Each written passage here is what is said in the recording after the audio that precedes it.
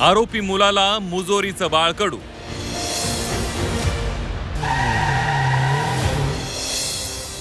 शाळेपासूनच आरोपी मुलाची मुजोर वृत्ती।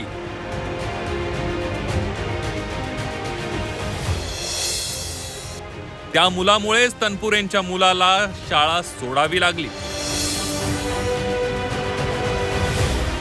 पुणे कार अपघातात दोघांचा जीव घेणाऱ्या आरोपी मुलाचे शाळेतले मुजोर कारनामे आता समोर आले आहेत। राष्ट्रवादी शरद पवार गटाचे आमदार प्राजक्त तनपुरेंच्या पत्नी सोनाली तनपुरे यांनी अग्रवालांच्या मुलावर गंभीर आरोप केले आहेत। कार खाली दोघांना चिरडणाऱ्या आरोपीमुळेच तनपुरेंच्या मुलाला ही शाळा सोडावी लागली होती। कार ॲक्सिडेंट नंतर पुन्हा एकदा त्या गोष्टी आठवल्या।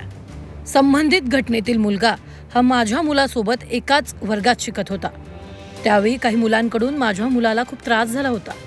या मुलांची तक्रार मी त्यांच्या पालकांकडे केली, मात्र योग्य तो प्रतिसाद मिळाला नाही। शेवटी या मुलांच्या त्रासाला कंटाळून त्याची शाळा मला बदलावी लागली। वाईट प्रवृत्ती असणाऱ्या मुलांची दखल वेळीच घेतली असती तर असा भयंकर गुन्हा कदाचित घडला नसता। शाळेतच या अल्पवयीन आरोपीची गुंड प्रवृत्ती ठेचून काढली असती तर तो आणखी मुजोर झाला नसता।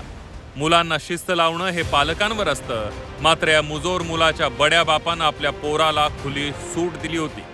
मुलांना कसं वागवायचं, किती शिस्तीत वागवायचं आणि शिस्तीत न वागल्यास कोणती शिक्षा होऊ शकते याची जाणीव करून देणं, याला आपण पालकत्व म्हणतो, याला आपण जबाबदार नागरिक म्हणतो।